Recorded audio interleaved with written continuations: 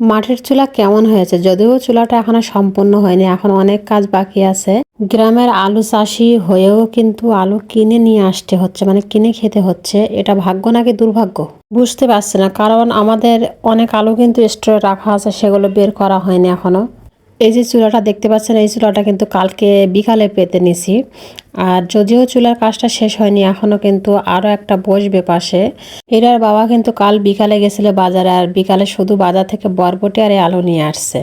তো আলুটা দেখে একটু রীতিমতো হাসিই লাগছিল, কারণ আমাদের নিজেদের আলু স্টোরে ওদিক পচছে, আর এদিকে আমরা আলু কিনে খাচ্ছি, বের করা হচ্ছে না, সেই কারণ। আলুর কিন্তু এবছরে বরাবরের দাম একদমই কম ছিল, মানে মোটেও দাম ছিল না।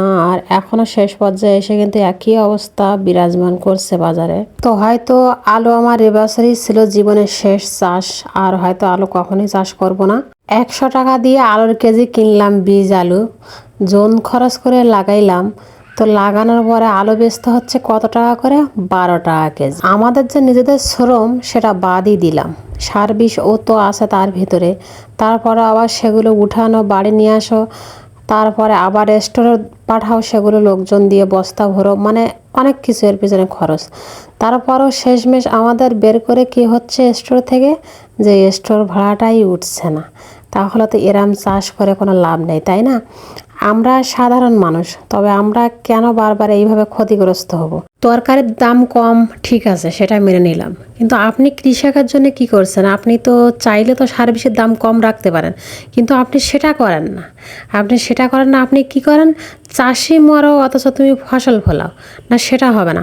হয়তো আমার মতো এরকম হাজারো চাষি চাষ বন্ধ করবে। আমার তো ইচ্ছে আছে যে আমি আগামী বছর থেকে হয়তো অন্য কোনো সবজি আর লাগাবো না, হয়তো নিজের মতো, মানে নিজের চাহিদা যতটুকু আমি মেটাতে পারবো বা মেটে আমার সেইটুকু আমি লাগাবো, যাতে আমার সংসারটা কোনো রকমে চলে যায়। তাই বলে আমি যে এই যে উৎপাদন লক্ষ্যে বা বাণিজ্যিকভাবে যে ব্যবসা বাণিজ্য বা আমি যে বিক্রির উদ্দেশ্যে যেগুলো করি, এইগুলো আমি আর করব না। কচুর মুখে আমরা অন্যান্য বছর 50 টাকা বিক্রি করি, এবছর পাইকারি বিক্রি হচ্ছে 25 টাকা। হয়তো এর পরবর্তীতে দাম আরও কমবে, অথচ বীজ কিনছি কত করে? 100 টাকা। তো সার বিষের তো কথা বাদই দিলাম, মানে এরম হাজারো সবজির মানে দশা বেহাল, মানে কত, মানে কোনটার কথা বলবো আমি আর কোনটা রাখবো? এই রকম যদি চলতে থাকে তাহলে কিন্তু দেশের দুর্ভিক্ষ দেখা দিতে বেশি সময় লাগবে না। তো যাই হোক, আমি আমার মতামতটা জানালাম, আর আপনাদেরও একটু জানা উচিত। সাধারণ মানুষ যারা আমার ভিডিও যার কাছে যাবে, তারা অন্তত বুঝুন, একটু বোঝা উচিত আপনাদের যে আমরা চাষিরা কেন জিনিসের দাম চাই, আর কেন বলে যে সার বিষের দাম কমাতে। এটা অন্তত আপনাদের জানা উচিত। আল্লাহ যদি আমাকে বাঁচিয়ে রাখে, হয়তো আগামী বছর থেকে আমি সরিষা আর ধান করব। আর অন্যান্য যে সবজিগুলো আমি উৎপাদন করি, ফসলগুলো ফলাই, আমি সেগুলো আর কিছুই করব না। কারণ এইগুলো করে আমি একটা জিনিসই বুঝছি যে মানে লস ছাড়া কিছুই নেই। আমি এত কিছু কষ্ট করে সেগুলো বাজারজাত করব, ওখান থেকে ওরাই লাভ করবে, কিন্তু আমি চাষি মাঠে মারা যাব। তো বলতে পারেন কথাগুলো রীতিমতো বাধ্য হয়েই কিন্তু বলছি, কারণ এইভাবে চলতে থাকলে আর বেশি দিন হয়তো চাষবাস চলবে না।